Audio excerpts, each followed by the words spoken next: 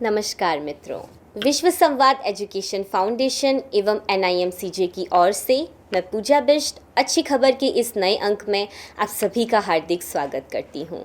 तो चलिए चलते हैं अच्छी खबर के इस अनोखे सफ़र पे। सऊदी अरब में पहली बार F1 रेस का होगा आयोजन। इस साल 3 से 5 दिसंबर तक होगी रेस। जी हाँ, जद्दा में सबसे तेज 250 किलोमीटर प्रति घंटे की रफ्तार से दौड़ेंगी कार, बढ़ेगा रोमांच। फार्मूला 1 ग्रां प्री के प्रशंसकों को अब जल्द ही रफ्तार का और ज़्यादा रोमांच देखने को मिलेगा। सऊदी अरब में इस साल से फार्मूला 1 की शुरुआत होने जा रही है। ऐसे में आयोजकों ने कुछ अनूठा और नया करने की ठानी। इसके लिए सऊदी अरेबियन फार्मूला 1 ग्रां प्री ट्रैक को इतना अत्याधुनिक और तेज बनाया गया है कि सभी हैरत में पड़ गए हैं। यहाँ 3 से 5 दिसंबर को रेस होनी है।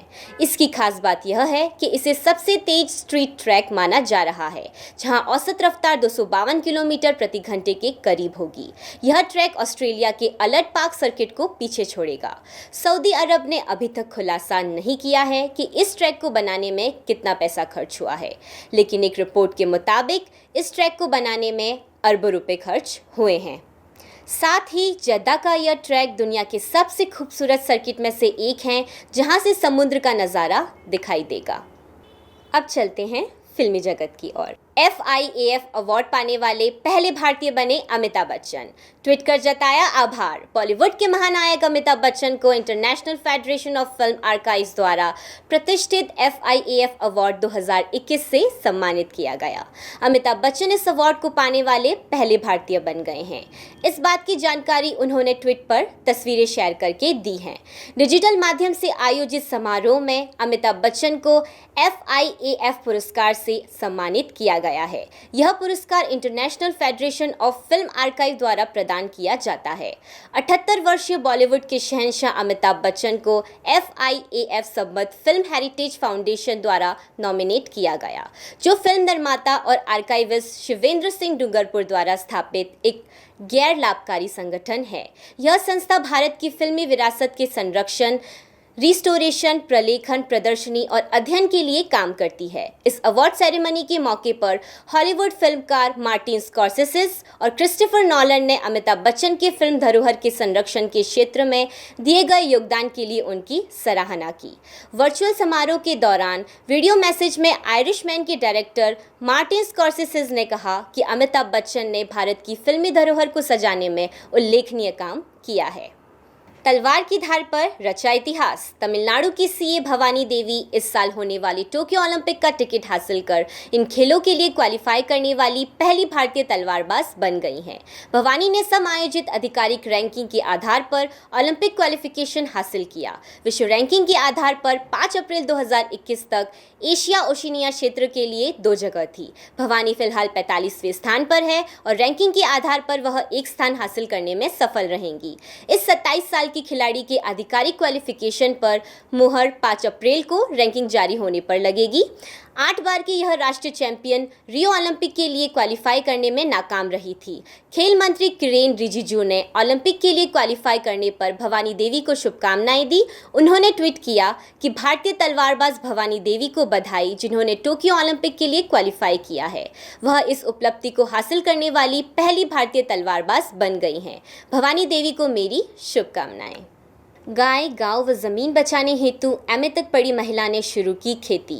जी हाँ, राजकोट की 48 वर्षीय महिला माया बहन गाय, गांव और ज़मीन बचाने हेतु खेती का अभ्यास कर रही हैं। इसलिए उन्होंने खेती कार्य सीखना शुरू किया है। ज़मीन न होने की वजह से किराए पर ज़मीन भी ले रखी है। प्रकृति के साथ पहले से ही लगाव रखती हुई माया बहन अपनी पुत्री को कन्यादान में गाय को भेंट स्वरूप देने की इच्छा रखती हैं। माया के पिता एक किसान थे और उन्होंने पहले से ही पिता के घर पशुपालन का व्यवसाय किया हुआ है। उन्होंने अपने अनुभव से जाना कि आज के दौर में लोगों के जीवन में अनेक रोगों ने घर किया हुआ है। बच्चे भी डायबिटीज़ व अनेक बीमारियों से ग्रस्त हो रहे हैं। वे इन सब का कारण पोषक द्रव्यों के अभाव को मानती हैं। इसलिए उनके मन में सात्विक अन्न का उत्पादन करने का विचार आया। जहाँ उन्होंने खेती कार्य शुरू किया, वहाँ रासायनिक खाद व जंतुनाशक दवाइयों का उपयोग उपयोग बंद कर दिया। खेती के विषय में ज़्यादा जानकारी पाने के लिए वे गांव-गांव घूमने लगी हैं। सुबह 8 से शाम 6 बजे तक का समय वह खेत में बिताती हैं और सारा काम स्वयं करती हैं। आने वाले समय में कृषि क्षेत्र से जुड़े हुए कई प्रोजेक्ट शुरू करने की भी उन्होंने योजना बना रखी है। अब आगे की खबरों के लिए हमारे साथ जुड़ेंगे आयुष। धन्यवाद पूजा। नज़र डालते हैं अगली खबर पे। भारतीय बाजार में जोमेटो का आईपीओ जल्द देगा दस्तक। खबरों के मुताबिक इन्फो एज की सब्सिडरी कंपनी जोमेटो अगले महीने आईपीओ के लिए एप्लीकेशन देगी। कंपनी सितंबर तक आईपीओ लाने का प्रयास कर रही है।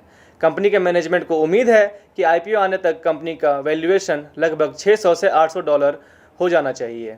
कोविड-19 महामारी ने कई भारतीय उपभोक्ताओं को अपना खर्च ऑनलाइन स्थानांतरित करने के लिए प्रेरित किया है, जो कि जोमेटो जैसी ई कॉमर्स फर्म की किस्मत को आगे बढ़ाने का फैसला करेगा। ब्लूमबर्ग शो के द्वारा एक डाटा के अनुसार साल का अब तक $188 बिलियन से अधिक राशि जुटाई गई है। नज़र डालते हैं अगली खबर की ओर। अक्टूबर में भारत आएंगे शी जिनपिंग। ब्रिक्स देशों की मीटिंग के बारे में जल्द कोई फैसला हो सकता है। सूत्रों के अनुसार इस साल अक्टूबर में ब्रिक्स देशों की मीटिंग हो सकती है, जिसके लिए जल्द विदेश मंत्रालय औपचारिकता तौर पर ऐलान कर सकता है। ब्रिक्स देशों की मीटिंग के बारे में पिछले दिन तक चर्चा तब उठी जब चीनी विदेश मंत्रालय के प्रवक्ता ने संकेत देते हुए कहा कि शी जिनपिंग इस साल ब्रिक्स समिट में शामिल होने के लिए भारत आ सकते हैं। अब खबर मनोरंजन जगत से। आरआरआर के कैमियो से कहीं बड़ा होगा आलिया का रोल। अभिनेत्री आलिया भट्ट इन दिनों अपनी फिल्म गंगूबाई काठियावाड़ी को लेकर सुर्खियों में है। इसके साथ ही एस राजामौली की फिल्म आरआरआर को कई लेकर वह सुर्खियों में बनी रहती है। सूत्रों का कहना है कि आलिया अब सिर्फ छोटे रोल के लिए नहीं बल्कि मुख्य किरदारों में भी नजर आ सकती हैं। अगली खबर। भारत में बॉय बैंड संस्कृति लाना चाहते हैं MJ5 के आर कार्तिक। मशहूर डांस ग्रुप MJ5, जिन्होंने साल 2013 में टीवी शो में डांस का खिताब जीता था, कार्तिक का कहना है कि भारत में अभी तक कोई भी BTS तथा वन डायरेक्शन जैसे ब्रांड उभर कर सामने नहीं आए हैं। हालांकि MJ5 के कार्तिक का कहना है कि वो इस कल्चर की शुरुआत करेंगे। मनोरंजन जगत से अगली खबर यह है कि OTT लिख रहा है अपना सक्सेस स्टोरी। जहां सिनेमाघर अभी खुलने शुरू हुए हैं, वहीं OTT प्लेटफॉर्म कैसे पीछे रह सकता है। वह अपने नए सीजन के साथ तैयार है। सभी प्लेटफॉर्म के कंटेंट क्रिएटर इस साल की उत्सुकता को बढ़ाने के लिए अपने कंटेंट के साथ तैयार हैं। बीते साल रही हिट फिल्में जैसे कि Family Man, Delhi crimes, Jamtara, Kota factory और मिस मैच जैसे शोज के सेकंड सीजन की रिलीज की तैयारी शुरू हो चुकी है। शो आश्रम के तीसरे सीजन की शूटिंग कर रहे बॉबी देओल का कहना है कि वेब सीरीज के इस सीजन का कंटेंट काफ़ी बेहतरीन साबित हो रहा है। जहां अच्छे कंटेंट के डिमांड बढ़ रहे हैं, वहीं फिल्म निर्माताओं का ये दायित्व भी बनता है कि वो लोगों के सामने अच्छी कहानी पेश करें। इसी के साथ अच्छी खबर का अंक यहाँ समाप्त होता है। हमारे साथ जुड़े रहें। धन्यवाद।